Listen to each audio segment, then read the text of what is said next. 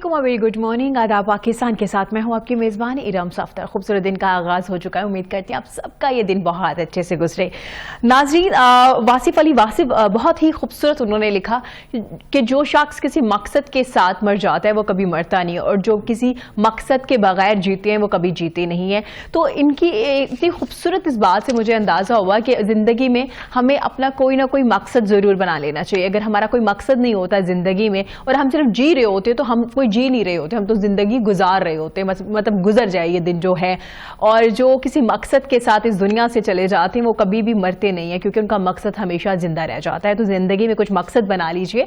अल्लाह ताला ने अगर हमें इतनी खूबसूरत जिंदगी दी है उसका कोई ना कोई मकसद तो होगा। हमें तो पहले वो सर्च करना पड़ेगा, तलाश करना पड़ेगा उस मकसद को, उस मकसद के बाद फिर उस मकसद को लेके अपनी जिंदगी को गुजारना चाहिए। नाज़रीन, आज का पहला टॉपिक बड़ा अहम है। हमारे यहाँ मोबाइल फोन का इस्तेमाल बहुत ज्यादा है। कोई भी शख्स मोबाइल फोन के बगैर नहीं रह सकता, क्योंकि ये एक ज़रूरत बन चुकी है और हमारी लाइफस्टाइल का एक अहम हिस्सा भी है। क्योंकि अगर आपके घर से कोई बाहर गया तो ऑफ कोर्स आपके पास फ़ोन होगा, तो आप जल्दी से उन्हें कॉल कर सकते हैं, बुला सकते हैं, मतलब राबता आपका कायम हो जाएगा। दूर दराज जो एरियाज़ में लोग रहते हैं, खुदा न खास्ता अगर कोई मसला हो जाता है, आप फ़ोन करते हैं, फ़ौरन से आप उनसे राबता कर सकते हैं। तो जहाँ पे फ़ोन ने हमारे लिए बहुत आसानियाँ पैदा की हैं, वहीं पर फ़ोन हमारे लिए मुश्किलात भी पैदा कर रहा है। बेसिकली फ़ोन मुश्किलात पैदा नहीं कर रहा, हमने उसका इस्तेमाल इस तरह से करना शुरू किया कि वो हमारे लिए मुश्किल बन चुका है और मुश्किलात पैदा कर रहा है, मसाइल की एक वजह बन चुका है।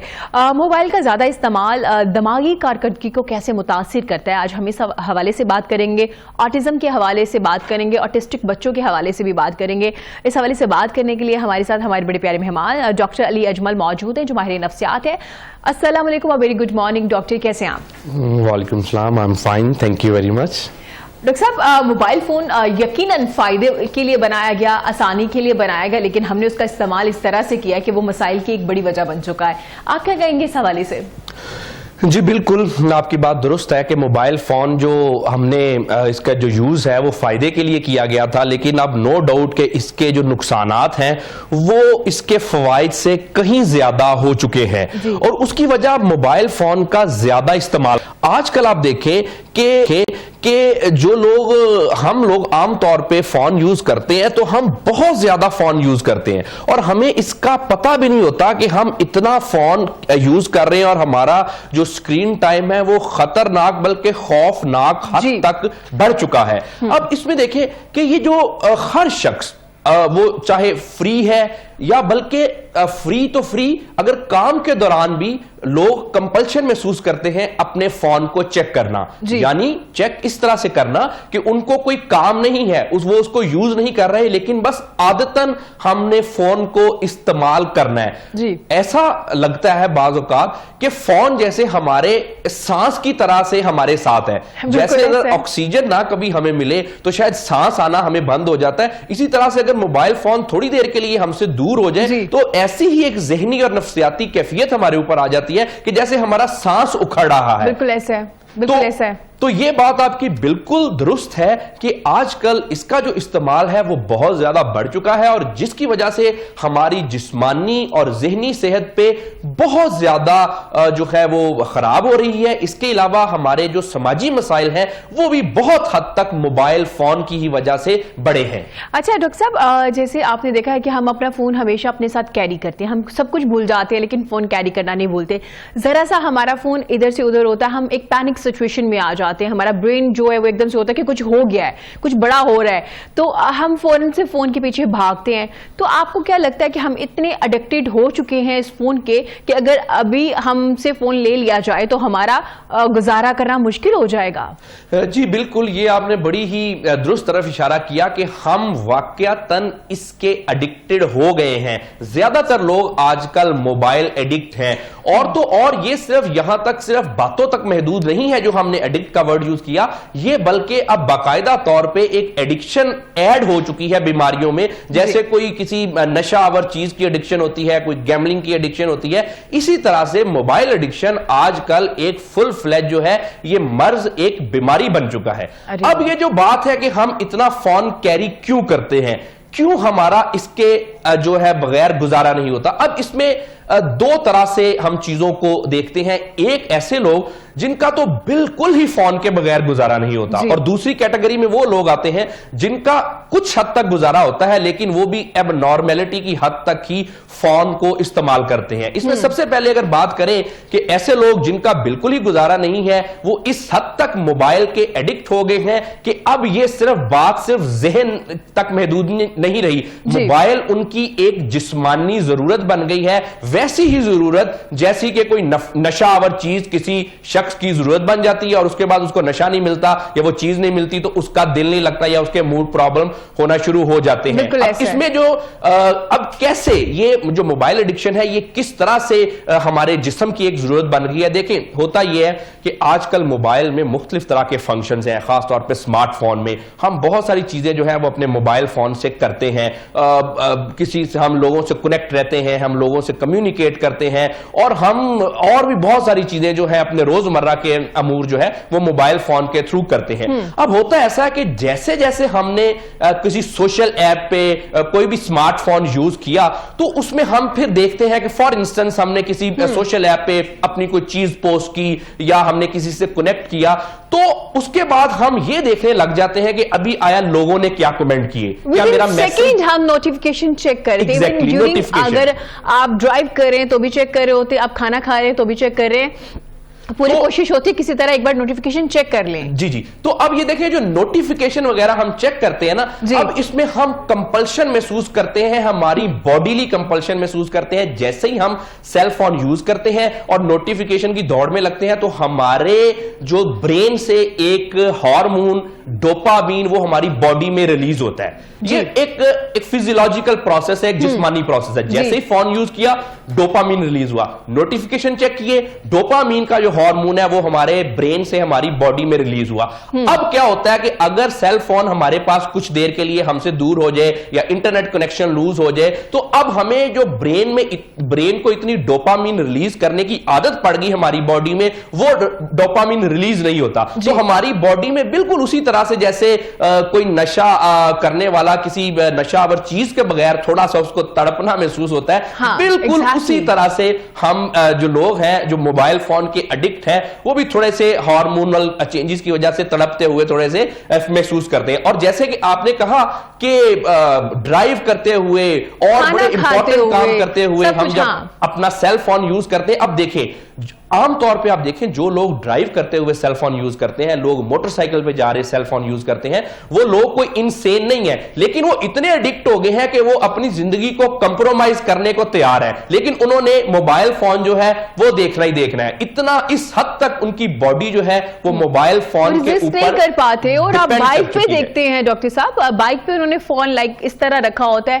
بائک پہ چلا رہے, آپ دیکھیں بہت بڑی وجوہات جو ایکسیڈنٹس کے وہ موبائل کا یوز بھی ہے. ہمارے ٹریفک سگنلز پہ ہمیشہ لکھا ہوتا ہے موبائل کا استعمال نہ کیجیے, لیکن اس کے باوجود ڈیورنگ ہم لوگ ان کو چکما دینے کے چکروں میں فون ادھر رکھ لیتے ہیں, ہیڈ فون یوز کرنا شروع کر دیتے ہیں, لیکن ہم فون سن رہے ہوتے ہیں اور ہم فون استعمال کر رہے ہوتے ہیں. جی بالکل ایسے ہی ہے. اور دیکھیں یہ بالکل وہی کیفیت ہے, کسی بھی ذی شعور انسان سے اگر پوچھیں کہ موبائل فون یوز کرنا کیا اتنا ہی امپورٹنٹ ہے کہ آپ کی جان سے زیادہ امپورٹنٹ ہے, کیا اگر آپ بائک پہ خاص طور پہ موبائل فون یوز کرتے ہیں تو کیا اس سے آپ کی جان کو کوئی خطرہ ہو سکتا ہے, تو یقینی طور پہ زیادہ تر لوگ یہی کہیں گے جی بالکل خطرہ ہو سکتا ہے. لیکن چونکہ آپ نے ایڈکشن کی بات کی تو اس حد تک ایڈکشن ہو چکی ہے ہمیں کہ ہم وہ سارا جو خطرہ ہے اس کو ہم نظر انداز کر دیتے ہیں اور صرف ہم نے ہر ٹائم جو ہے وہ سیل فون یوز کرنا ہے. اور یہ بات صرف یہاں تک محدود نہیں ہے, آج کل تو اس حد تک یہ ایڈکشن بڑھ گئی ہے کہ کچھ لوگوں کے تو اس کے بغیر اس حد تک گزارا نہیں ہے کہ وہ میٹنگ میں ہے تب بھی سیل فون یوز کر رہے ہیں,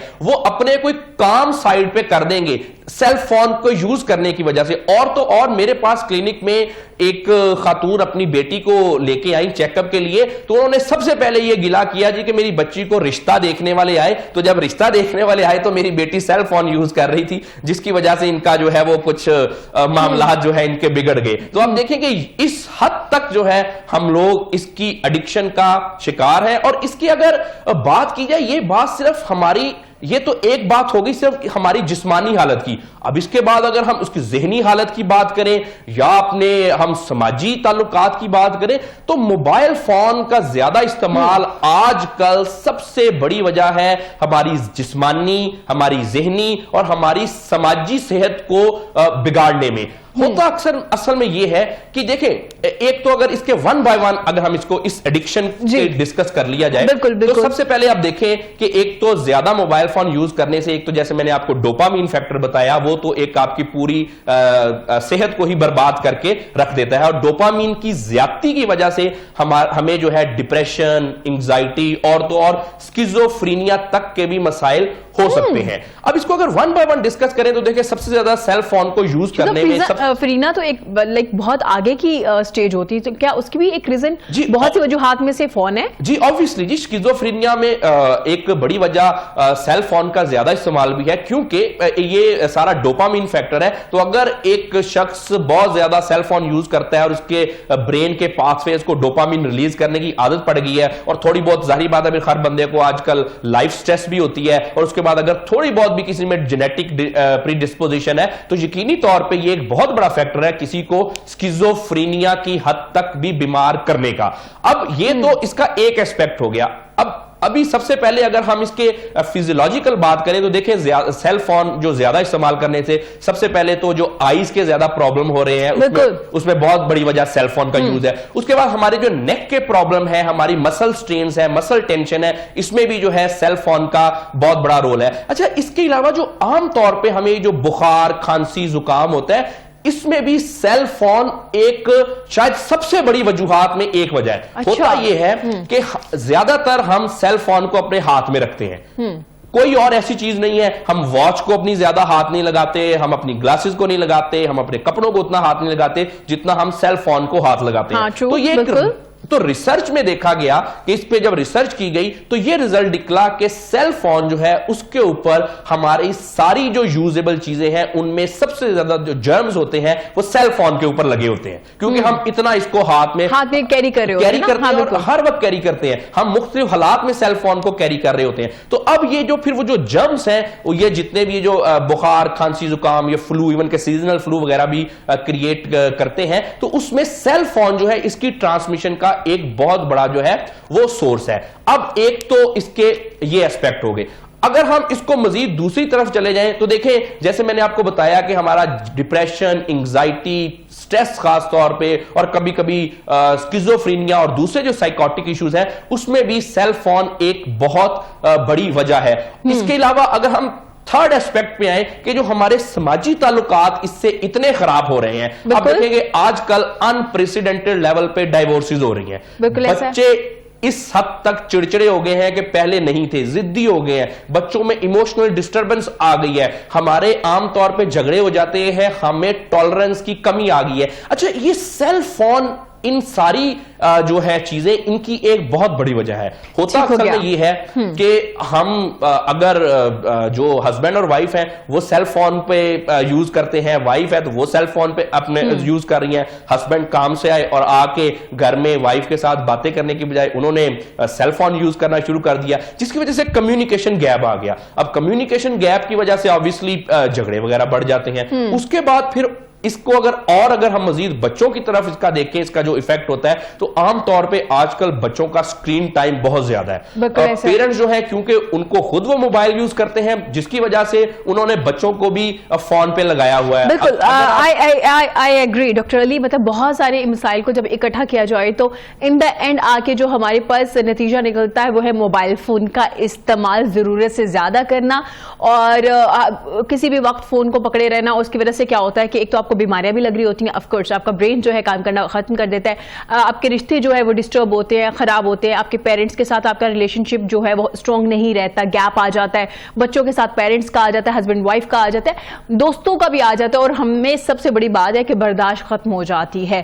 آپ نے نوٹ کیا, اور چھوٹی سی بات ہو, سب سے پہلے ہم بلاک کرتے ہیں. ہم بلاک کرنے کے بعد ہمیں تھوڑا سا جب وہ غصہ تھوڑا کم ہوتا ہے پھر ہماری کوشش ہوتی ہے کہ نمبر بھی ڈیلیٹ کرتے ہیں. مطلب ہمیں عدم برداشت جو ہے وہ ختم ہونا شروع ہو گئے.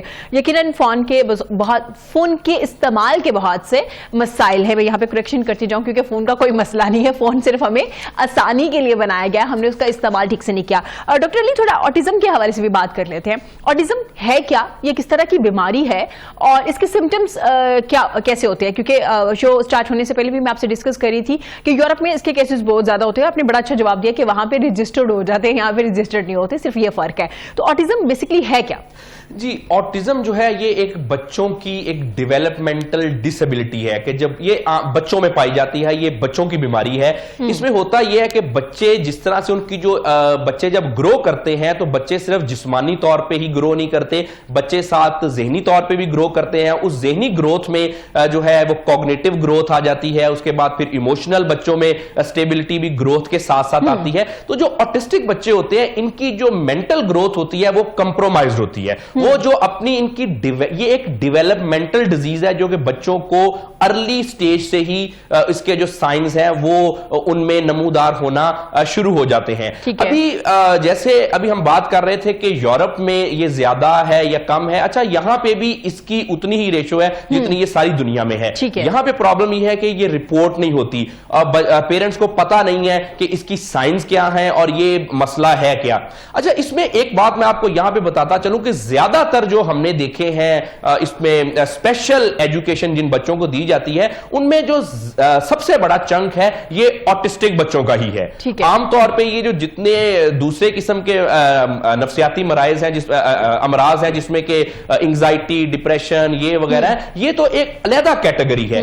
آٹزم اس کیٹیگری میں آتی ہے جو کہ ہمارے کوگنیٹو ڈس آرڈرز ہیں. اب اس کی جو آپ نے پوچھا کہ اس کی سمٹمز کیا ہیں, تو دیکھیں جو آٹسٹک بچے ہوتے ہیں وہ عام طور پہ شروع سے ہی نارمل بچوں سے ان کا جو بیہیویئر ہے وہ بالکل مختلف ہوتا ہے. جیسے کہ ان میں جو لینگویج ہے وہ ذرا دیر سے کوئی بچہ بولنا سٹارٹ کرتا ہے تو وہ آٹزم کی ایک بڑی جو ہے. کیا اگر اسپیچ تھیراپی دی جائے تو یہ ریکور کر جاتے ہیں؟ ہاں جی, obviously اس میں اسپیچ تھیراپی کر کے اور ان کا دوسرا ان کو کچھ سکل سکھا کے ہم اس کا کافی حد تک ان کا علاج کر سکتے ہیں. لیکن یہ صرف ایک سمٹم ہے کہ ان میں جو ڈیلیڈ لینگویج لرننگ ہے وہ ہوتی ہے. اس کے علاوہ بہت زیادہ ضدی ہوتے ہیں, ایموشنل ڈسٹربنس ہوتی ہے وہ بچوں میں. وہ سوشل سائنس جو ہیں جو کہ عام طور پہ 2-3 سال کا بچہ جو نارمل ہے کہ اگر آپ نے اسمائل کیا تو بچہ بھی اسمائل کرتا ہے, جو ایک تھوڑی سی بچوں میں سوشل کمیونیکیشن ہوتی ہے, وہ آٹسٹک بچے جو ہیں ان کی سوشل کمیونیکیشن کمپرومائز ہوتی ہے. وہ پیرنٹس کی بات نہیں سمجھ سکتے, زیادہ تر تنہا بچے ہوتے ہیں, اور وہ ایک چیز پہ یہ زیادہ ایگریسو ہوتے ہیں. جی obviously اگریشن بھی اس کی ایک سمٹم ہے, لیکن یہ جتنی بھی میں نے آپ کو سمٹم بتائیں یہ ضروری نہیں کہ سارے کے سارے آٹسٹک بچوں میں یہ ساری سمٹم موجود ہوں. ان میں سے کسی آٹسٹک بچے میں کوئی سمٹم نہیں بھی موجود ہو سکتی, لیکن یہ عام طور پہ یہ جنرل سمٹمز ہیں. جیسے آپ نے بات بتائی ایگریسو بیہیویئر کی, تو ایگریسو بیہیویئر کچھ آٹسٹک بچوں میں ہو سکتا ہے اور دوسروں میں نہیں بھی ہو سکتا. لیکن ڈاکٹر صاحب ان کی ایک اچھی چیز بھی ہوتی ہے کہ یہ جلدی چیزوں کو اڈاپٹ کر لیتے ہیں. جیسے کوئی چیز پڑھنا ان کو جلدی آ جاتا ہے, ریڈنگ ان کی بڑی اچھی ہو جاتی ہے, پکنگ پاور ان کی زیادہ اسٹرانگ ہوتی ہے, ایسا کچھ ہے؟ جی دیکھیں, آٹسٹک بچے جو ہیں ان میں obviously کچھ ایسی خصوصیت تو ہوتی ہے جو کہ نارمل بچوں سے زیادہ ہوتی ہے. اگر آپ دیکھیں اتنی ساری ہم نے سمٹم بتائیں, اگر ان کی یہ ساری چیزیں کمپرومائزڈ ہیں تو کسی نہ کسی معاملے میں وہ بچے جو ہیں وہ نارمل بچوں سے آگے بھی ہوتے ہیں. مثلا کہ ان کی جو تھنکنگ ہے وہ بڑی شارپ ہو سکتی ہے. کوئی بچہ جو ہے اس کی میں بھی وہ میتھمیٹکس میں بڑا اچھا ہو سکتا ہے, اس کے بعد کوئی بچہ اس کی کوئی جو ہے پینٹنگ بہت اچھی ہو سکتی ہے. تو کوئی نہ کوئی کوالٹیز ضرور آٹسٹک بچوں میں ایسی ہوتی ہے. یہ پرسن ٹو پرسن ویری کرتی ہے کہ جیسے سمٹمز جو ہیں کچھ جنرل سمٹمز ہیں اور پھر پرسن ٹو پرسن ویری کرتی ہیں کہ کس بچے میں کون سی ہوگی. اسی طرح سے کہ یہ جو ایسی کوئی کوالٹی جو کہ دوسرے بچوں سے نمایاں ہو, یہ بھی چائلڈ ٹو چائلڈ ویری کرے گی کہ کون سی ان کی نمایاں خصوصیت ہو سکتی ہے. ٹھیک ہو گیا, یہ ان کے سمٹمز ہیں. بہت شکریہ علی صاحب آپ کا. ڈاکٹر علی نے بڑے اچھے طریقے سے ایکسپلین. سے مزید بھی ہم نیکسٹ ایک پروگرام میں اس پہ بات کریں گے کہ ان کو ٹریٹ کیسے کیا جائے گا, ان کے گھر میں ان کا بیہیویئر جو ہے وہ دوسرے بچوں کے ساتھ کیسے ہو سکتا ہے, دوسرے بہن بھائیوں کے ساتھ کیسے ہو سکتا ہے, پیرنٹس ان کو کیسے ڈیل کر سکتے ہیں, اسکولز میں ان کو کیسے ڈیل کیا جا سکتا ہے. اس حوالے سے بھی ایک نیکسٹ پروگرام میں یقیناً آٹزم کے حوالے سے ہم بات کریں گے. ناظرین, وقت چھوٹی سی بریک کا, بریک کے بعد حاضر ہوں گے. دیکھتے رہے گا پاکستان کے ساتھ.